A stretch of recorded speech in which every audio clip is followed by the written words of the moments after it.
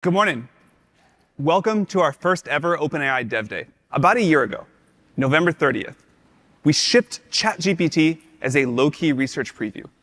And that went pretty well. We followed that up with the launch of GPT-4, still the most capable model out in the world. And in the last few months, we launched voice and vision capabilities so that ChatGPT can now see, hear, and speak. And more recently, we launched DALL-E 3, the world's most advanced image model. You can use it, of course, inside of ChatGPT.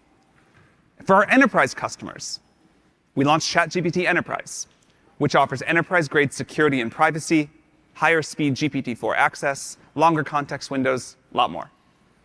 Today, we've got about 2 million developers building on our API for a wide variety of use cases, doing amazing stuff.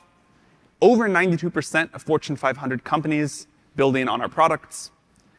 And we have about 100 million weekly active users now on ChatGPT. And what's incredible on that is we got there entirely through word of mouth. People just find it useful and tell their friends. OpenAI is the most advanced and the most widely used AI platform in the world now. So now, on to the new stuff, and we have got a lot. Today, we are launching a new model, GPT-4 Turbo. We've got 6 major things to talk about for this part. Number 1, context length. A lot of people have tasks that require a much longer context length. GPT-4 supported up to 8K, and in some cases up to 32K context length. GPT-4 Turbo supports up to 128,000 tokens of context. That's 300 pages of a standard book, 16 times longer than our 8K context. And in addition to longer context length, you'll notice that the model is much more accurate over a long context. Number 2, more control. We've heard loud and clear that developers need more control over the model's responses and outputs. So we've addressed that in a number of ways. We have a new feature called JSON mode, which ensures that the model will respond with valid JSON. The model is also much better at function calling. You can now call many functions at once. And it'll do better at following instructions in general. We're also introducing a new feature called reproducible outputs. You can pass a seed parameter, and it'll make the model return consistent outputs. This, of course, gives you a higher degree of control over model behavior. This rolls out in beta today. All right, number 3, better world knowledge. We're launching retrieval in the platform. You can bring knowledge from outside documents or databases into whatever you're building. We're also updating the knowledge cutoff. We are just as annoyed as all of you, probably more, that GPT-4's knowledge about the world ended in 2021. We will try to never let it get that out of date again. GPT-4 Turbo has knowledge about the world up to April of 2023. And we will continue to improve that over time. Number 4, new modalities. Surprising no one, DALL-E 3, GPT-4 Turbo with vision, and the new text-to-speech model are all going into the API today. GPT-4 Turbo can now accept images as inputs via the API. It can generate captions, classifications, and analysis. For example, Be My Eyes uses this technology to help people who are blind or have low vision with their daily tasks like identifying products in front of them. And with our new text-to-speech model, you'll be able to generate incredibly natural-sounding audio from text in the API with 6 preset voices to choose from. I'll play an example. Did you know that Alexander Graham Bell, the eminent inventor, was enchanted by the world of sounds? His ingenious mind led to the creation of the graphophone, which etched sounds onto wax, making voices whisper through time. This is much more natural than anything else we've heard out there. Voice can make apps more natural to interact with and more accessible. It also unlocks a lot of use cases like language learning and voice assistance. Speaking of new modalities, we're also releasing the next version of our open source speech recognition model, Whisper v3 today, and it'll be coming soon to the API. It features improved performance across many languages, and we think you're really going to like it. Okay, number 5. Customization. You may want a model to learn a completely new knowledge domain, or to use a lot of proprietary data. So today we're launching a new program called Custom Models. With custom models, our researchers will work closely with a company to help them make a great custom model, especially for them and their use case using our tools. In the interest of expectations, at least initially, it won't be cheap. But if you're excited to push things as far as they can currently go, please get in touch with us, and we think we can do something pretty great. Okay, and then number 6, higher rate limits. We're doubling the tokens per minute for all of our established GPT-4 customers so that it's easier to do more. In addition to these rate limits, we're introducing Copyright Shield. Copyright Shield means that we will step in and defend our customers and pay the costs incurred if you face legal claims around copyright infringement. And this applies both to ChatGPT Enterprise and the API. And let me be clear, this is a good time to remind people, we do not train on data from the API or ChatGPT Enterprise ever. There's actually one more developer request that's been even bigger than all of these, and that's pricing. And GPT-4 Turbo, a better model, is considerably cheaper than GPT-4 by a factor of 3x for prompt tokens and 2x for completion tokens starting today. The new pricing is 1 cent per 1,000 prompt tokens and 3 cents per 1,000 completion tokens. For most customers, that will lead to a blended rate more than 2.75 times cheaper to use for GPT-4 Turbo than GPT-4. We worked super hard to make this happen. We hope you're as excited about it as we are. In all of this, we're lucky to have a partner who is instrumental in making it happen. So I'd like to bring on a special guest, Satya Nadella, the CEO of Microsoft. Thank you so much. Thank you. Satya, thanks so much for coming here. How is Microsoft thinking about the partnership currently? Look, first, we love you guys. Look, it's been fantastic for us. You guys have built something magical. I mean, quite frankly, there are two things for us when it comes to the partnership. The first is these workloads. It's just so different and new. I've been in this infrastructure business for 3 decades. No one has ever seen infrastructure like this. And the workload, the pattern of the workload, these training jobs are so synchronous and so large and so data parallel. And so the first thing that we have been doing is building, in partnership with you, the system, all the way from thinking from power to the DC, to the rack, to the accelerators, to the network. And just, really the shape of Azure is drastically changed and is changing rapidly in support of these models that you're building. And so our job number one is to build the best systems so that you can build the best models and then make that all available to developers. Great. And how do you think about the future? Future of the partnership or future of AI or whatever? Yeah, there are a couple of things for me that I think are going to be very, very key for us, right? One is I just described how the systems that are needed as you aggressively push forward on your roadmap requires us to be on the top of our game. And we intend fully to commit ourselves deeply to making sure you all, as builders of these foundation models, have not only the best systems for training and inference, but the most compute so that you can keep pushing forward on the frontiers. And then, of course, we're very grounded in the fact that safety matters, and safety is not something that you'd care about later, but it's something we do shift left on, and we're very, very focused on that with you all. Great. Well, I think we have the best partnership in tech. I'm excited for us to build AGI together. No, I'm really excited. Have a fantastic Thank you very much for coming. Okay, even though this is a developer conference, we can't resist making some improvements to ChatGPT. So a small one, ChatGPT now uses GPT-4 Turbo with all the latest improvements, including the latest knowledge cutoff, which will continue to update. That's all live today. It can now browse the web when it needs to, write and run code, analyze data, take and generate images, and much more.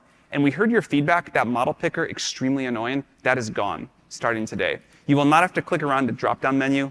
ChatGPT will just know what to use and when you need it. But that's not the main thing. I want to talk about where we're headed, and the main thing we're here to talk about today. We know that people want AI that is smarter, more personal, more customizable, can do more on your behalf. Eventually, you'll just ask the computer for what you need, and it'll do all of these tasks for you. These capabilities are often talked in the AI field about as agents. The upsides of this are going to be tremendous. So today, we're taking our first small step that moves us towards this future. We're thrilled to introduce GPTs. GPTs are tailored versions of ChatGPT for a specific purpose. You can build a GPT, a customized version of ChatGPT for almost anything, with instructions, expanded knowledge, and actions, and then you can publish it for others to use. So first, let's look at a few examples. Canva has built a GPT that lets you start designing by describing what you want in natural language. If you say, make a poster for a Dev Day reception this evening, and you give it some details, it'll generate a few options to start with by hitting Canva's APIs. Now, this concept may be familiar to some of you. We've evolved our plugins to be custom actions for GPTs. You can keep chatting with this to see different iterations, And when you see one you like, you can click through to Canva for the full design experience. So now, we'd like to show you a GPT live. Zapier has built a GPT that lets you perform actions across 6,000 applications to unlock all kinds of integration possibilities. I'd like to introduce Jessica, one of our solutions architects, who is going to drive this demo. Welcome, Jessica. My name is Jessica Shea. I work with partners and customers to bring their product to life. And today, I can't wait to show you how hard we've been working on this. So to start, where your GPT will live is on this upper left corner. I'm going to start with clicking on the Zapier AI actions. And on the right-hand side, you can see that's my calendar for today. To start, I can ask, what's on my schedule for today? We build GPTs with security in mind. So before it performs any action or share data, it will ask for your permission. So right here, I'm going to say aloud. So GPT is designed to take in your instructions, make the decision on which capability to call to perform that action, and then execute that for you. So you can see right here, it's already connected to my calendar. It pulls into my information. And then I've also prompted it to identify conflicts on my calendar. So you can see right here, it actually was able to identify that. So it looks like I have something coming up. So what if I want to let Sam know that I have to leave early? So right here I say, let Sam know I gotta go, chasing GPUs. So with that, I'm gonna swap to my conversation with Sam, and then I'm gonna say, yes, please run that. Sam, did you get that? I did. Awesome. So this is only a glimpse of what is possible, and I cannot wait to see what you all will build. Thank you, and back to you, Sam. Thank you, Jessica. So, and later this month, we're going to launch the GPT store. You can list a GPT there, and we'll be able to feature the best and the most popular GPTs. Of course, we'll make sure that GPTs in the store follow our policies before they're accessible. Revenue sharing is important to us. We're going to pay people who build the most useful and the most used GPTs a portion of our revenue. We're excited to foster a vibrant ecosystem with the GPT store. Just from what we've been building ourselves over the weekend, we're confident there's going to be a lot of great stuff. We're excited to share more information soon. So those are GPTs, and we can't wait to see what you'll build. These experiences are great, but they have been hard to build, sometimes taking months, teams of dozens of engineers. There's a lot to handle to make this custom assistant experience. So today, we're making that a lot easier with our new Assistants API. The Assistants API includes persistent threads, so they don't have to figure out how to deal with long conversation history, built-in retrieval, code interpreter, a working Python interpreter in a sandbox environment, and of course, the improved function calling that we talked about earlier. So we'd like to show you a demo of how this works, and here is Raman, our head of developer experience. Today, we're launching new modalities in the API, but we are also very excited to improve the developer experience for you all to build assistive agents. So let's dive right in. Imagine I'm building Wanderlust, a travel app for global explorers, and this is the landing page. I've actually used GPT-4 to come up with these destination ideas, and for those of you with a keen eye, these illustrations are generated programmatically using the new DALL-E 3 API available to all of you today. So it's pretty remarkable.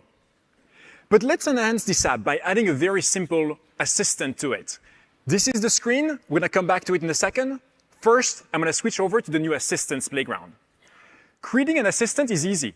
You just give it a name, some initial instructions, a model. In this case, I'll pick GPT-4 Turbo. And here, I'll also go ahead and select some tools. I'll turn on Code Interpreter, and that's it. Our assistant is ready to go. If I say, hey, let's go to Paris. All right, that's it. With just a few lines of code, users can now have a very specialized assistant right inside the app. So here, if I carry on and say, hey, what are the top 10 things to do? I'm going to have the assistant respond to that again. And here, what's interesting is that the assistant knows about functions, including those to annotate the map that you see on the right. And so now all of these pins are dropping in real time here. Yeah, it's pretty cool. And that integration allows our natural language interface to interact fluidly with components and features of our app. And it truly showcases now the harmony you can build between AI and UI where the assistant is actually taking action. But next, let's talk about retrieval. And retrieval is about giving our assistant more knowledge beyond these immediate user messages.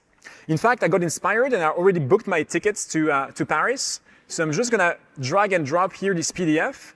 While it's uploading, I can just sneak peek at it. Very typical United flight ticket. And behind the scene here, what's happening is that retrieval is reading these files and boom, the information about this PDF appeared on the screen. And this is, of course, a very tiny PDF, but assistants can parse long-form documents from extensive text to intricate product specs, depending on what you're building.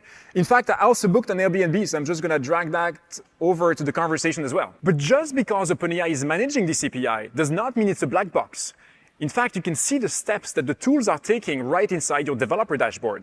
So here, if I go ahead and click on threads, this is the thread I believe we're currently working on. And see, like, these are all the steps, including the functions being called with the right parameters and the PDFs I've just uploaded. But let's move on to a new capability that many of you have been requesting for a while. Code Interpreter is now available today in the API as well. That gives the AI the ability to write and execute code on the fly, but even generate files. So let's see that in action. If I say here, hey, we'll be 4 friends staying at this Airbnb, what's my share of it plus my flights? Now here, what's happening is that Code Interpreter noticed that it should write some code to answer this query. So now it's computing, the number of days in Paris, the number of friends. It's also doing some exchange rate calculation behind the scene to get this answer for us. Not the most complex math, but you get the picture. Imagine you're building a very complex finance app that's crunching countless numbers, plotting charts. So really any task that you'd normally tackle with code, then Code Interpreter will work great for you. All right, I think my trip to Paris is sorted. So to recap here, we've just seen how you can quickly create an assistant that manages state for your user conversations, leverages external tools like knowledge and retrieval and Code Interpreter, and finally invokes your own functions to make things happen. So thank you so much, everyone. Have a great day. Back to you, Sam. Pretty cool, huh? All right, so that Assistance API goes into beta today, and we are super excited to see what you all do with it. Anybody can enable it. Over time, GPTs and assistants, our precursors to agents, are going to be able to do much, much more. They'll gradually be able to plan and to perform more complex actions on your behalf. We believe it's important for people to start building with and using these agents now to get a feel for what the world is going to be like as they become more capable. And as we've always done, we'll continue to update our systems based off of your feedback. So we're super excited that we got to share all of this with you today. We introduced GPTs, custom versions of ChatGPT that combine instructions, extended knowledge, and actions.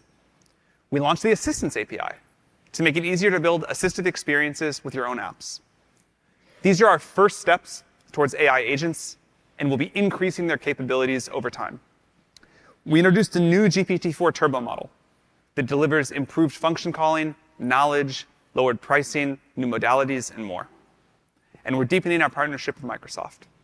We do all of this because we believe that AI is going to be a technological and societal revolution. It will change the world in many ways, and we're happy to get to work on something that will empower all of you to build so much for all of us. As intelligence gets integrated everywhere, we will all have superpowers on demand. We're excited to see what you all will do with this technology and to discover the new future that we're all going to architect together. We hope that you'll come back next year. What we launched today is going to look very quaint relative to what we're busy creating for you now.